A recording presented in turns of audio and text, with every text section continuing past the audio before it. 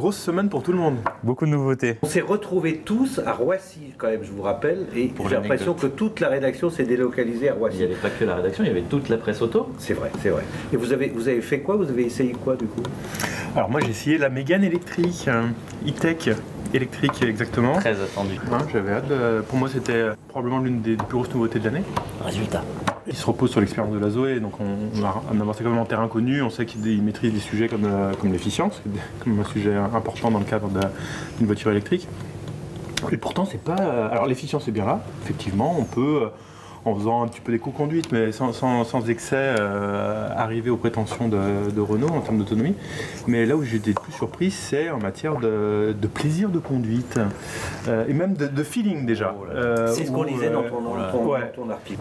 Parce que normalement, une voiture électrique, je ne sais pas ce que vous en pensez, mais c'est un peu toujours le même feeling au volant. C'est-à-dire, comme déjà ils ont un peu la même structure, c'est-à-dire batterie dans le plancher, un moteur à l'avant, un moteur à l'arrière.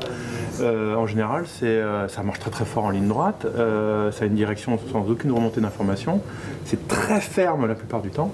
C'est pas le cas de cette Mégane qui a vraiment un feeling de thermique.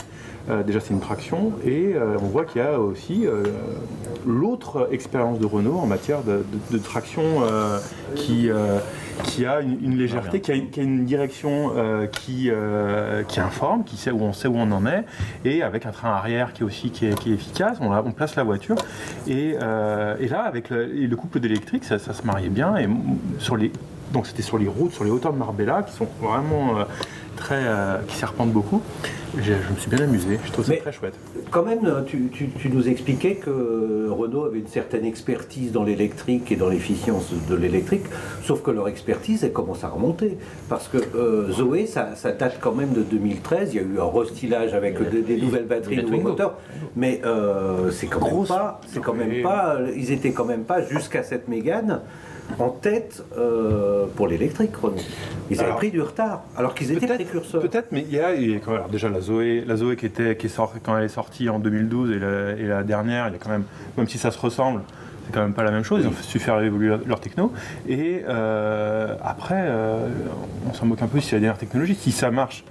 Si c'est efficient et une Zoé, tu peux atteindre des consommations extrêmement basses. Tu l'as fait. Je l'ai fait. Et ça, on ne peut pas le nier, quoi. Et ça se limite pas aux produits purs, parce que Renault, ils ont monté tout un écosystème autour, à l'inverse de certains qui emportent des batteries, ils vont les fabriquer dans le nord de la France. Ils vont, mais ça se fait pas du jour au lendemain. Donc du coup, c'est ce qui différencie par exemple Renault de certains du groupe Volkswagen ou même des Coréens qui importent les voitures.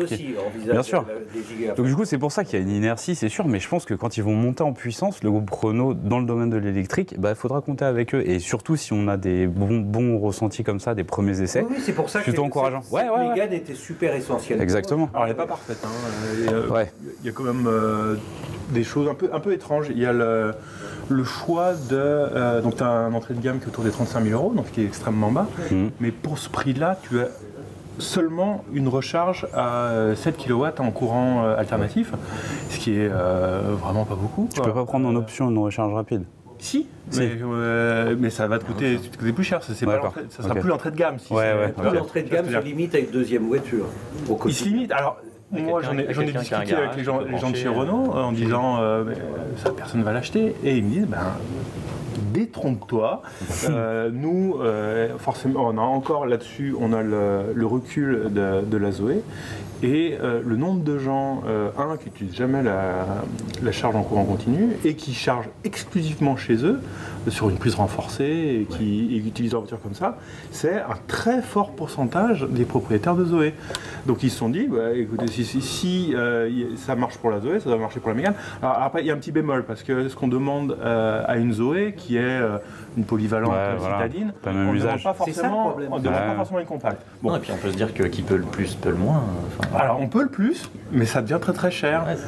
Si on veut la charge à 22 kW, qui est quand même la marque de fabrique, la force de Renault, ils sont les seuls à le faire avec Porsche et Audi, et la charge en courant continu à 130 kW, si je ne dis pas de bêtises, là on arrive à des tarifs qui sont proches de celles d'une Tesla Model 3 SR+. Moi le premier, je les compare tout de suite, c'est pas les mêmes voitures. Là on a une berline d'un côté, une compacte de l'autre. même si c'est 2 électriques à des prix voisins, c'est pas forcément comparable. Mais ça donne quand même, ça fait tiquer quand même.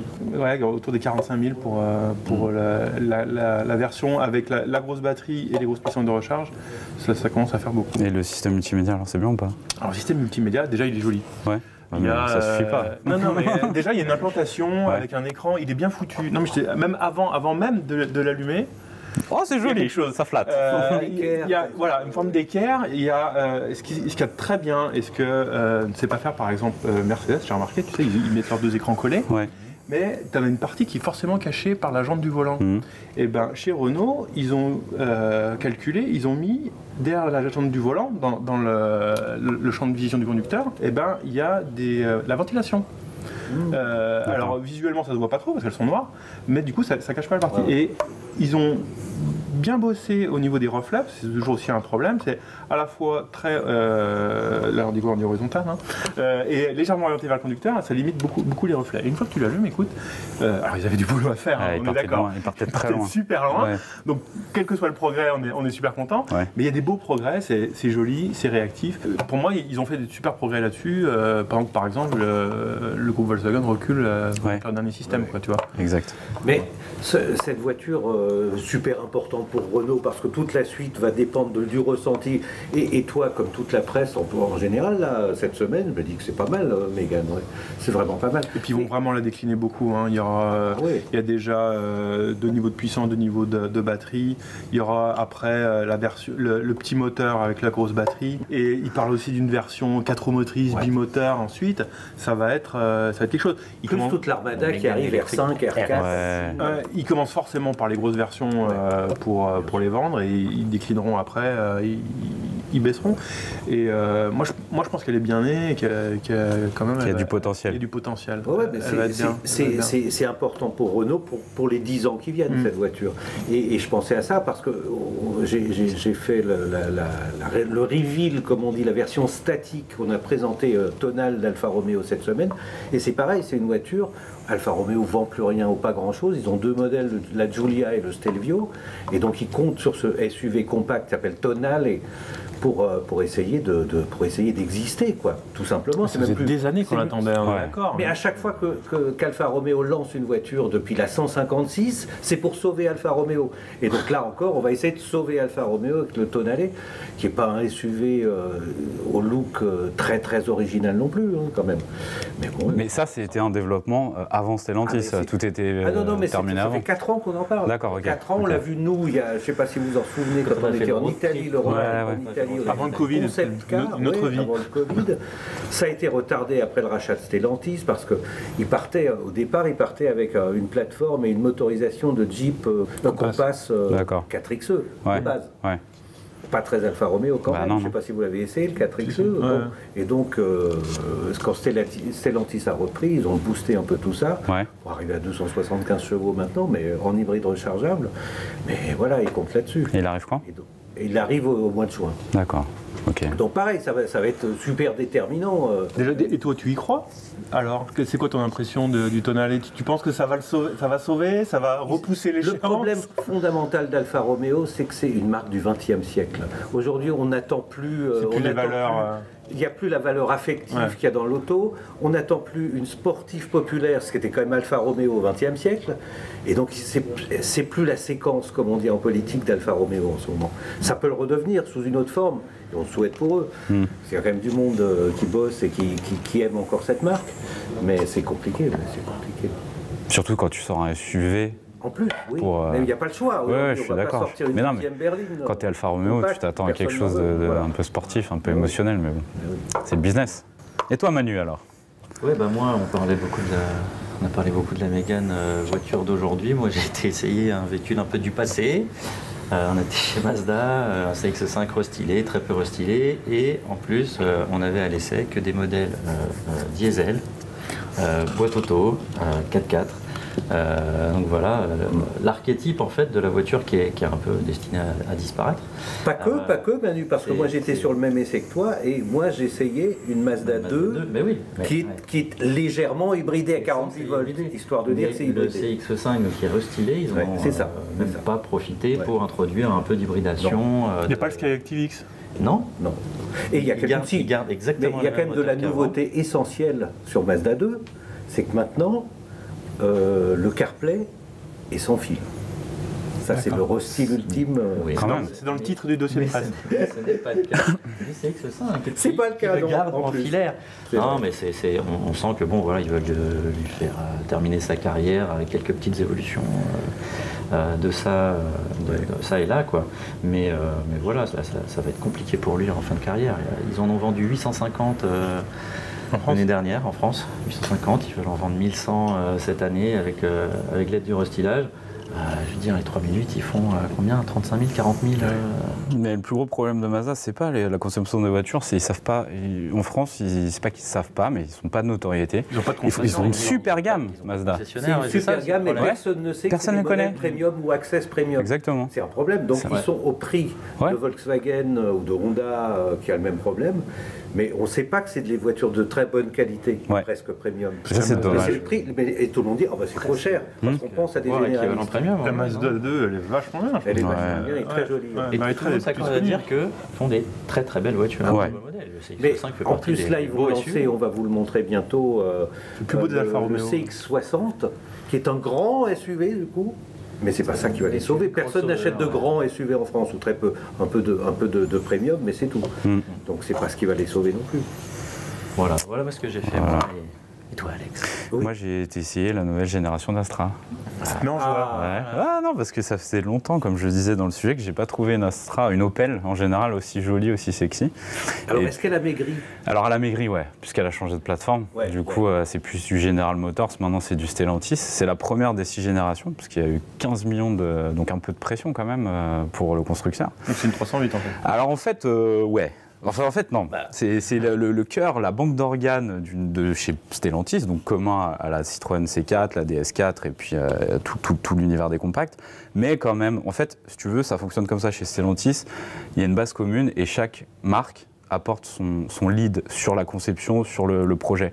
Et du coup, ils ont... un mec du marketing. T'as vu un peu. Non, mais alors bon, ça c'est exactement lead. Et du coup, elle a une personnalité. Évidemment, on voit ne serait-ce que la clé, l'aménagement, il y a des similitudes avec tous les modèles du groupe.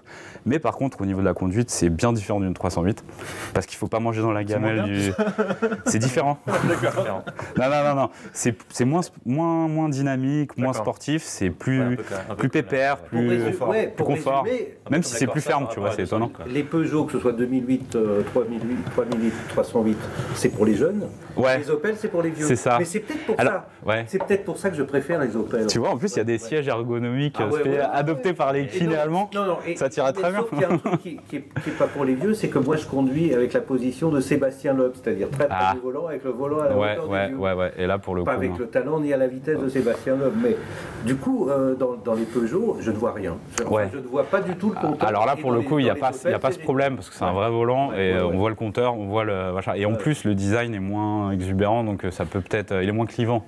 Moi j'aime bien, je dirais moins cirque-pindaire. Moins bling-bling, je suis d'accord. Donc du coup, je pense qu'il y a un coup à jouer, quoi. Vraiment. C'est sympa la 308 là. Non, la 308 c'est une bonne voiture. Après c'est subjectif, le design, c'est tu peux parler tout de. Moi j'aime pas le design, mais après intrinsèquement ça reste une bonne voiture. Tu avais quoi comme moteur? J'avais l'hybride rechargeable parce que c'est incontournable aujourd'hui et en 180 qui est plutôt correct en efficience, tu n'as plus l'occasion de tester. Mais il est plus lourd quand même. Mais ça va encore, je sais plus, j'ai plus la...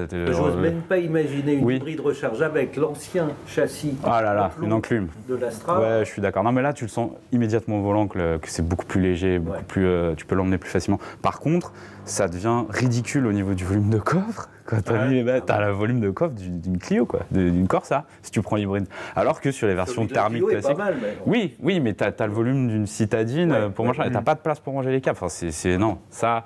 L'hybride, pour le CO2, il faut être là et tout. Mais tu dis, des fois, le full hybride, c'est bien, c'est moins intrusif, c'est moins... Mais bon, voilà, il y a une solution commune au groupe. Ils l'ont implanté. Tu ne peux pas ne pas avoir ça aujourd'hui. Mais je pense que pour quelqu'un un particulier, un PureTech 110, 130, ça fera largement l'affaire, quoi. Surtout qu'elle est à 43 000 en hybride, quoi.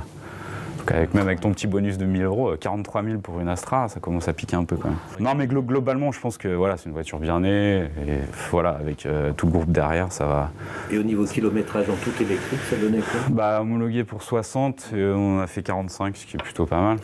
Ouais, c'est pas mal. Dis donc. Oui, c'est l'heure, hein. Parce qu'ils vont bloquer les péages là, les convois de la liberté là. Hein? Exact. Bon, c'est pas ça qu'on va sauver le marché automobile. Exactement. Allez.